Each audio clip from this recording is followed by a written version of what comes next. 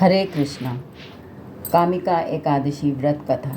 संत स्वभाव वाले राजा युधिष्ठिर महाराज ने कहा, हे परमेश्वर, मैंने आपसे आषाढ़ महीने के शुक्ल पक्ष में आने वाली देवशयनी एकादशी के व्रत की महिमा सुनी है।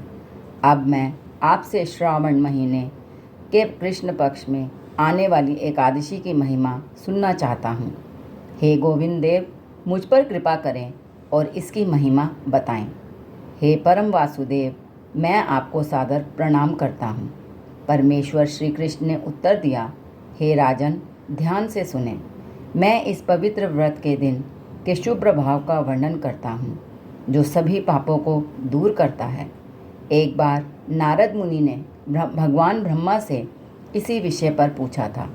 नारद जी ने कहा, हे समस्त जीवों के स्वामी, हे जल से उत्पन्न कमल के आसन पर विराजमान देव, कृपया मुझे उस एकादशी का नाम बताएं जो पवित्र श्रावण महीने के कृष्ण पक्ष में आती है। कृपया यह भी बताएं कि उस पवित्र दिन किस देवता की पूजा करनी चाहिए, इसे करने की विधि क्या है और इससे क्या पुण्य मिलता है। भगवान ब्रह्मा ने उत्तर दिया, मेरे प्रिय पुत्र नारद, समस्त मानव जाति के कल्याण के लिए मैं खुशी खुशी तुम्हें वह सब बताऊंगा जो तुम जानना चाहते हो, क्योंकि कामिका एकादशी की महिमा सुनने मात्र से ही अश्वमेध यज्ञ करने के समान पुण्य प्राप्त होता है। निश्चित रूप से जो व्यक्ति 4 भुजाओं वाले भगवान गदाधर की पूजा करता है और उनके कमल सदृश चरणों का ध्यान करता है, उसे महान पुण्य प्राप्त होता है। भगवान गदाधर, जिनके हाथों में शंख, चक्र, गदा और कमल हैं और जिन्हें श्रीधर, हरि, विष्णु, माधव और मधुसूदन के नामों से भी जाना जाता है, और जो भक्त केवल भगवान विष्णु की पूजा करता है, उसे मिलने वाला आशीर्वाद काशी में गंगा में पवित्र स्नान करने, नैमिषारण्य के जंगल में या पुष्कर में स्नान करने से मिलने वाले आशीर्वाद से कहीं अधिक होता है। पुष्कर ही पृथ्वी पर वह एकमात्र स्थान है जहाँ मेरी औपचारिक रूप से पूजा की जाती है। लेकिन जो व्यक्ति कामिका एकादशी का व्रत रखता है और भगवान श्री कृष्ण की पूजा करता है, उसे हिमालय में भगवान केदारनाथ के दर्शन करने, सूर्य ग्रहण के समय कुरुक्षेत्र में स्नान करने, जंगल और समुद्र समेत पूरी पृथ्वी दान करने, या पूर्णिमा के दिन जब सिंह राशि में सूर्य और गुरु का संयोग हो, गंडकी नदी जहाँ पवित्र शालिग्राम मिलते हैं, या गोदावरी नदी में स्नान करने वाले व्यक्ति से भी अधिक पुण्य प्राप्त होता है।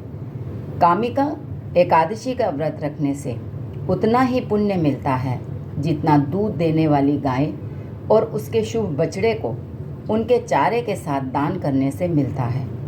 इस अत्यंत शुभ दिन पर जो कोई भी भगवान श्रीधर देव विष्णु की पूजा करता है, उसकी सभी देवताओं, गंधर्वों, पनगों और नागों द्वारा महिमा की जाती है। जो लोग अपने पिछले पापों से डरते हैं और पूरी तरह से पापपूर्ण सांसारिक जीवन में डूबे हुए हैं, उन्हें कम से कम अपनी क्षमता के अनुसार एकादशियों में सर्वश्रेष्ठ इस एकादशी का व्रत रखना चाहिए और इस प्रकार मुक्ति प्राप्त करनी चाहिए। यह एकादशी सभी दिनों में सबसे पवित्र है और व्यक्ति के पापों को दूर करने के लिए सबसे शक्तिशाली है। हे नारद, भगवान श्री हरि ने स्वयं इस एकादशी के बारे में कहा है, जो व्यक्ति कामिका एकादशी का व्रत रखता है, उसे सभी आध्यात्मिक ग्रंथों के अध्ययन से भी कहीं अधिक पुण्य मिलता है।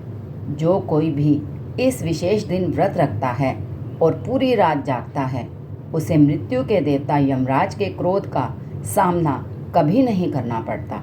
देखा गया है कि जो भी कामिका एकादशी का पालन करता है, उसे भविष्य में जन्म मरण के चक्र से नहीं गुजरना पड़ता, और अतीत में भी भक्ति में लीन कई योगियों ने इस दिन व्रत रखकर आध्यात्मिक लोक प्राप्त किया है। इसीलिए मनुष्यों को उनके शुभ पद चिन्हों का अनुसरण करना चाहिए और इस अत्यंत शुभ एकादशी पर सख्ती से व्रत का पालन करना चाहिए। जो कोई भी तुलसी के पत्तों से भगवान श्री हरि की पूजा करता है वह पापों के सभी बंधनों से मुक्त हो जाता है। वास्तव में वह पाप से अछूता रहता है, ठीक वैसे ही जैसे कमल का पत्ता पानी में रहने के बावजूद उससे अछूता रहता है। जो कोई भी भगवान श्री हरि को पवित्र तुलसी के पौधे का केवल एक पत्ता भी अर्पित करता है, उसे उतना ही पुण्य मिलता है जितना कि 200 ग्राम सोना और 800 ग्राम चांदी दान करने से मिलता है। भगवान उस व्यक्ति से अधिक प्रसन्न होते हैं जो उन्हें तुलसी का एक पत्ता अर्पित करता है, बजाय उस व्यक्ति के जो मोती, माणिक, पुखराज, हीरे, लाजुली, नीलम, गोमेद और मूंगा जैसे रत्नों से उनकी पूजा करता है। जो व्यक्ति भगवान केशव को तुलसी के पौधे से नई उगी मंजरियाँ अर्पित करता है, वह इस या किसी अन्य जन्म में किए गए सभी पापों से मुक्त हो जाता है। वास्तव में कामिका एकादशी पर तुलसी के केवल दर्शन मात्र से ही सभी पाप मिट जाते हैं और उन्हें छूने और प्रार्थना करने से सभी प्रकार के रोग दूर हो जाते हैं। जो व्यक्ति तुलसी देवी को जल अर्पित करता है, उसे मृत्यु के देवता यमराज से कभी नहीं डरना पड़ता। जो व्यक्ति इस दिन तुलसी का पौधा लगाता है या उसका रोपण करता है, वह अंततः भगवान श्री कृष्ण के धाम में उनके साथ निवास करता है। इसीलिए श्रीमती तुलसी देवी को, जो भक्ति सेवा में मुक्ति प्रदान करती हैं, प्रतिदिन पूर्ण श्रद्धा के साथ नमन करना चाहिए। यहाँ तक कि यमराज के सचिव चित्रगुप्त भी उस पुण्य की गणना नहीं कर सकते जो तुलसी देवी को लगातार जलने वाला घी का दीपक अर्पित करने से प्राप्त होता है। यह पवित्र एकादशी भगवान को इतनी प्रिय है, भगवान श्री कृष्ण ने कहा कि जो कोई भी इस दिन भगवान श्री कृष्ण को घी का जलता हुआ दीपक अर्पित करता है, उसके सभी पूर्वज स्वर्ग लोक जाते हैं और वहाँ दिव्य अमृत का पान करते हैं। जो व्यक्ति इस दिन कृष्ण को घी या तिल के तेल का दीपक अर्पित करता है, वह अपने सभी पापों से मुक्त हो जाता है और करोड़ों दीपकों के समान तेजस्वी शरीर के साथ सूर्य देव के धाम में प्रवेश करता है। यह एकादशी इतनी शक्तिशाली है कि यदि कोई व्यक्ति व्रत रखने में असमर्थ है, लेकिन यहाँ बताए गए नियमों का पालन करता है, तो वह अपने सभी पूर्वजों के साथ स्वर्गलोक को प्राप्त करता है। हे महाराज युधिष्ठिर, भगवान श्री कृष्ण ने अपनी पूरी बात करते हुए कहा, ये शब्द प्रजापति ब्रह्मा ने अपने पुत्र नारद मुनि से कामिका एकादशी की अपार महिमा के बारे में कहे थे, जो सभी पापों को दूर करती है। यह पवित्र दिन ब्राह्मण हत्या या गर्भ में पल रहे बच्चे की हत्या जैसे पापों को भी मिटा देता है और व्यक्ति को अत्यंत पुण्यात्मा बनाकर आध्यात्मिक लोक में पहुंचाता है।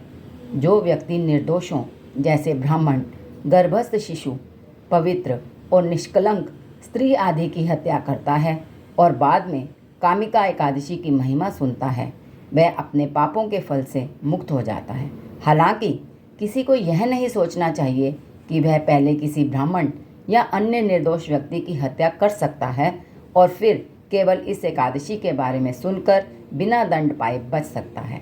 जानबूझकर किया गया ऐसा पाप घोर अपराध है।